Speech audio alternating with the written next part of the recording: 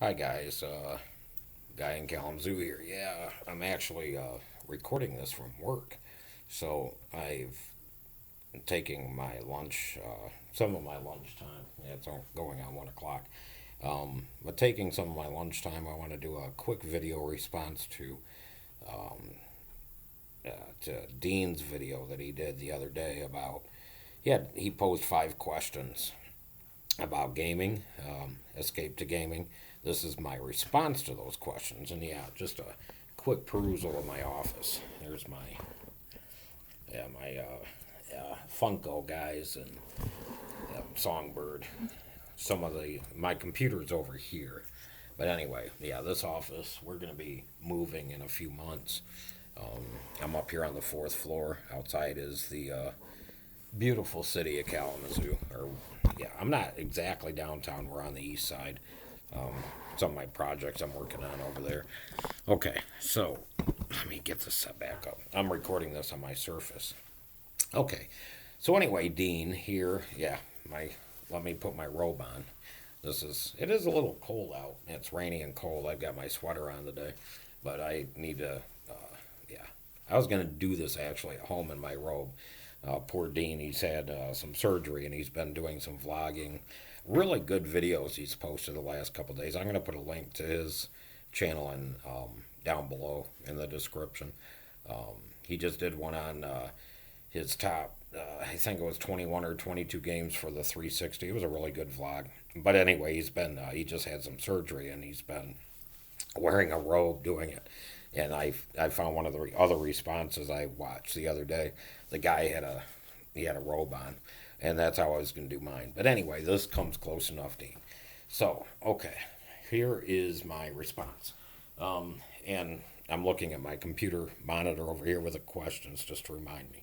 So retro gaming, Dean's a retro gamer like me, and question number one: what is the percentage of my time retro versus modern? I guess modern games. And speaking of the modern games, he's got another question later talking about modern games. I'll give you my opinion on that too. Let me move this some there. Okay. Um, I would say retro versus modern. Probably 20% retro, 80% modern. It really depends on, I guess, classification of retro, too. Something I've been enjoying playing lately is the replay, the rare replay, with all of their games, the bundle that came with the Xbox One. But my version of game of retro, to me, yeah, those are kind of retro games because they go all the way back. Some of them go all the way back to the beginning, even when I started playing the video games in like the late 70s, early 80s. That's very retro. And is there a point when we're going to start talking about classical games, kind of like classical music? But I find myself playing more of like some Diablo 3, which, by the way, tonight is the new season. Or not tonight, tomorrow night, I believe. Excuse me. And even Diablo 3, Diablo 2, I might consider kind of retro. Diablo 1, I certainly do. Diablo 3, not really yet. Um, but I've been playing Destiny. I've been playing. Um, I'm looking forward to Doom. Doom comes out in a few weeks. Uh, yeah, those are the current games that I'm playing. In retro games, whenever there's not a good current game I'm playing, I'm falling back to some retro games. I'm even like replaying through some Wolfenstein, and to me that's not well, the old Wolfenstein is, but the old Blood, the ones that just came out, I consider those current. So yeah, about percentage wise, 2080. I'm gonna say 2080. And let me see the second question. Okay, favorite genre of games, past and present. Uh, I always fall into the shooters. I was just talking to a coworker who's also a gamer. We were talking about how he likes cover systems and more stealth, and I even downloaded like Thief. It was free October, November last year. I don't know. It was on the Games with Gold free game. Downloaded it. I've played some of it. Yeah, I like it. I really do enjoy it, but it's just not my style of game. Heavy, heavy, heavy RPGs. Not my style of game. I'm trying to play some Dark Souls. I tried to get into The Witcher, the game of the year last year. Everybody's game of the year last year. Witcher 3. I tried to get into it. I just traded it in. Maybe I shouldn't have traded it in though, because that's another question coming up about collections, and I need to start not trading in games, even if I don't care for them, because I'm actually finding some games that I've traded in years ago I want back. So I'd have to say my favorite current day genre is probably FPS, mixed in with some RPG though, because I actually enjoyed, and I don't know what kind of classification do you put Shadows of Mordor, because I really enjoyed that game. Open world game with quest and side quest things to do. I really, really, really enjoyed that. Mad Max. That one you can kind of call a shooter. Those type of games, whatever genre, action, adventure, I guess maybe you can call it that. That is probably the top of my list for genre. Um, the In the old style, I like the Metroid type scrolling games. I love them. The Castlevania. I think that's why my game of the year last year was Ori and the Blind Forest. I absolutely love that game. In fact, it just came out this week for Windows 10 and Steam. So now you can play it on PC too. And I encourage you guys, go get Ori. I don't think it costs that much. It's just a wonderful, wonderful game. And the Songs of the Deep, which comes out in July, published by, of all places, GameStop. I'm looking forward to this year. It's going to be a $15 game, real cheap. These side scrolling games, Shovel Knight, I love. Games like that, I absolutely love because they're not too involved. They might be harder than hell to play. Some of them are very hard. Ori would record how many times you even died. But getting through that, whatever part you're trying to get through, is just so satisfying. It's very gratifying, so satisfying. But those type of games, I guess I like FPS because I always fall back to Gears. I always fall back to. I don't really fall back to Halo. I'm not a huge Halo fan, although I own them. Um, and very story driven games like Bioshock. Uh, I just love the Bioshock series, and I hear they're going to be editing, redoing those for the current gen, which I hope because I'll go back and play them from beginning. Mass Effect, I love. The Mass Effect series, I love. So those genre of games is what I really like. In one response, I heard for Dean, it brought back some very fond memories for me.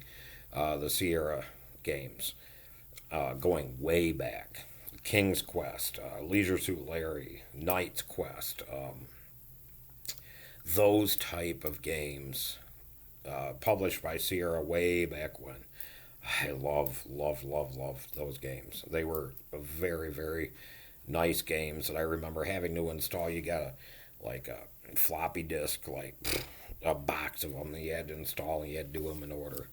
Um, but yeah, I love those games. Then Diablo 1 had come out, and for me, an RPG, my favorite style of RPG is Diablo, not World of Warcraft, not these heavy, heavy RPG.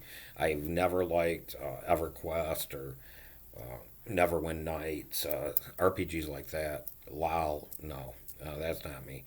Um, but Diablo, it's like, okay, go out, you've got a quest, kill something, get rewarded for it, level up. Oh, it's very easy, the leveling up system. I enjoy that. Okay, and I don't have much time here, so that's why I'm rushing through these, but I've promised Dean I was going to get a vlog response to his questions up. And that's why I'm taking the time to do this now. I've been wanting to do this for the last week. Okay, next question. Fears for the future. My concerns or fears for the gaming future. I guess, I don't know. The VR thing, I know VR is big right now. I think it's a fad. I think it's going to fall the way of the Kinect. It's going to be the. I enjoy my Kinect. I don't use my Kinect for gaming, but my Kinect is still connected to my Xbox One. I don't give a fuck if Microsoft can turn on the camera and look at me. My phone can do that right now. What news show? It was on 60 Minutes last week. They had a Samsung just sitting there.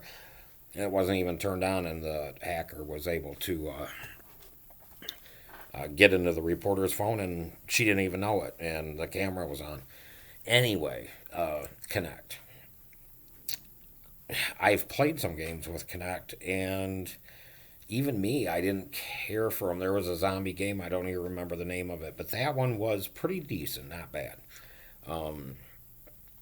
Anyway, the VR thing, I think some aspect of the VR might be good. And some aspects of, for me, the VR, it's not into gaming, it's into doing other things. Like the HoloLens promises to do, where I'd be able to work on something here, maybe have something over here, but I don't want to wear something around my face. I just don't want to. For me, it'll be interesting if I could have kind of like the holodeck in Star Trek, have some cameras in the room, and all of a sudden, just the room, here's Dom and here's Marcus, and there's an E-hole in my floor, and out come the locusts, and I have to kill them. That, to me, would be amazing. I do share Dean's opinion with online-only gaming. And we're going to talk about collections here soon. But the online-only aspect, not everybody's online. I don't really think it's very fair to, I live in Michigan. I've got some friends even that live in rural communities who still have like a dial-up type access. They have to run, if they want to get online, they have to use their phone. They have to use their phone service, which sometimes actually the phone service is better than, sometimes I have UVerse through AT&T, but sometimes the phone service is even better than anything. But still, this online only thing, and like Dean's thing too is, yeah, I want to get Star Wars Battlefront. I do want to get it, and I've not got it yet, just because of the reviews. I don't know, I've just not got it yet. And the online only aspect really turned me off. So, but when I do get it, when is all of a sudden EA going to say, you know what, there's no more interest in this game, let's turn off the servers? What if in a year or two I want to play it? Would I be able to? No, probably not. And that aspect I don't like. Where I can go out and buy, I was just talking about this, thinking about this when I've got to find, I just subscribed to his channel too. But the other response to Dean was talking about Commodore 64 and talking about the Sierra games. Made me think of my very first computer, a TI-99 4A. And that is actually where I started teaching myself basic programming and doing what I do today. But I want to go back, and I even looked at eBay, looked at TI-99 4As. They're really not too expensive. Even working ones are not too expensive. A few $100s, but I want one now. I want one again. But this was, anyway, games. Something like that even had games. I had Atari-style games. I could go out and buy an old Atari system and pop in a cartridge, and it will work. It will work. I could go get probably my GameCube and put that cartridge in, and it will work. These new games, And it's one thing I worry about buying games digitally instead of having the disc is, will they work if there's an online only aspect? Something like that's a hybrid I really enjoy, and I brought this up the other day, and I really, really hope Criterion does this, but Burnout Paradise. One of my favorite racing games. I hope they do the backward compatible aspect, but that was a hybrid game because you could play the single player, and then all of a sudden just do the right stick, and all of a sudden you're online. Immediately you're online seamlessly. It's like all of a sudden you were in this online world, and it didn't take your car and put it in some other part of the map or anything like that. It's like all of a sudden you're online. If you wanted to come offline, just do your left D-pad and you're offline and you're back. I loved how they did that, how they handled that. That is the right way to do multiplayer. This online only bullshit is, yeah, I'm with Dean on that. It's like, okay, if I want to take a game that I really enjoy, and it happens to be online only, in a 4, 5, 10 years from now, I want to play it again. Can I put it in and will it play? I don't know. We'll see. So that's my concern about the gaming future. Another concern I have is people's opinions. Yeah, everybody has a right to their opinion, but nowadays it seems like if if you don't agree with somebody's opinion, they are totally wrong. And I don't know why we are so. I don't know. I keep hearing people 60 frames per second, 30 frames per second, blah, 4K, blah, blah, blah. I don't give a crap. My litmus test, and I tell my husband Chris this all the time, my litmus test is, do I enjoy it? He might not. He always argues with me about, but it's this, it's this, it's this. Yeah, but do I enjoy it? Do I enjoy it? That's all that matters to me. Do I enjoy it? If I do, good. But and it's not just with gaming, but it seems like everything in life nowadays, it's like everybody's too politically correct about crap going on. And it's coming into the gaming world too. It's like, stop it. Anyway, that's my thoughts of the gaming future. I do feel confident, though, that some of these gaming companies are going to see that the online thing doesn't always work. And we are going to start seeing, I think, some more single player, really good story driven games again. I think we're going to have that wave, and then we're going to go back again, back and forth. Once the online, though, is stable, I don't see any problem with it. I really don't. Because when I program, I'm doing what's called a Windows form right now, which is a executable program, and this is a program that has to be installed on somebody's computer. Where I prefer to program online, I do ASP coding, and when it's online and you're doing an update, people don't even notice it. They don't like, oh, I have an update, I have to uninstall and reinstall. No, it's online. I push the update. They just don't know that it's happened. So I can see the pros to these games being online. And me as a programmer, I prefer to develop things online too. But as a player, yeah, I don't know. I'd like the option. So, okay, let me move on. This is going on 20 minutes, and yeah, it's 1 o'clock, and I'm going to be finishing up my lunch here soon. So let's see. Because I've still got 2 more questions to answer, and these will be quick answers pretty much. Okay, gaming collection 5 to 10 years from now. I don't know. My gaming collection, like I just alluded to, I've turned in way too many games for new games coming out that I go to GameStop and, oh yeah, I don't play this anymore. Here. There are some games, though, that I've kept and I will not get rid of.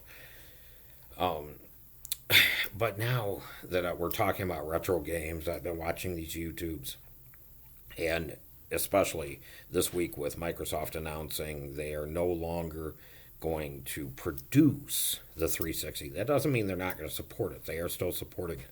They're not going to produce. But I do not currently own a 360. And with the backward compatibility on the Xbox One, that's all fine and dandy, but they don't have the full collection online. I do own an original Xbox. I want to get that game collection bumped up. I just recently bought it last summer based on Dean's talking of retro games. And I do have Jedi Outcast is the only game, but I need to start collecting more of those games. Um, I do want to go back to the best console, my favorite console of all time, 360. I want to go out and buy a brand new E system before they're gone. I know Chris wants a white one, so we're going to get him a white one. Excuse me. But I want to go back and do those and start collecting those 360 games again. That some I've never played, like um, highly rated Red Dead Redemption. It's a game I think I would enjoy, but I've never ever played it. And the reason I've not played it is I don't like westerns. I don't like the genre. I don't like that atmosphere, that time. I've never been into western movies, books, nothing. I'm not into the John Wayne. Even as a child growing up, I never liked Tonto and Lone Ranger. I never cared for it. So I don't know why. I just never cared for it. So, but anyway, I want to go back, and I do want to play some games that are like highly recommended that I've never played. Um, so yeah, my collection from 5 years from now, I definitely want to build up that 360 collection for sure. Um, and the last question. Oh yeah, game development in the future. I even kind of talked about this already. The VR, the way that you need to hold or have something over your face, I don't like.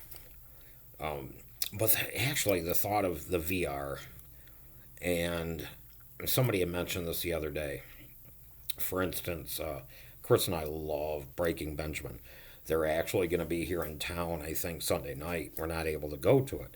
Um, but if I bought a VR ticket and, uh, I was able to, like, at a certain time while they're playing, put this on and, like, sit on the stage and listen to them, that would be amazing. I would do VR for that. But for the future, um, I think, and I don't know if Microsoft is really trying to do this with a HoloLens, although I know they don't, and maybe that's why they have also went with a Kinect. But to project something in your room and be able to play something in your room without wearing anything, that for me is going to be the future of gaming. I think that's going to happen in my lifetime. I can see that in 10 or 20 years, something like it.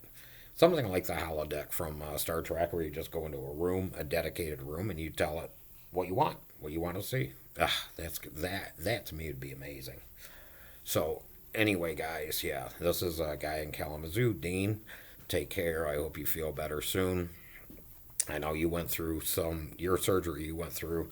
Chris, just had his gallbladder taken out. So, yeah, I see something on my nose. Anyway, um, but you take care. And, yeah, don't worry about your Mafia 3 that you want. I got you covered there. So, anyway, those were my responses to Dean. If you like this, go ahead and click the like. And yeah, you guys know I just do this for fun. So, but anyway, take care. I am going to do a regular vlog from home soon. And I hope you all enjoy your day. Take care.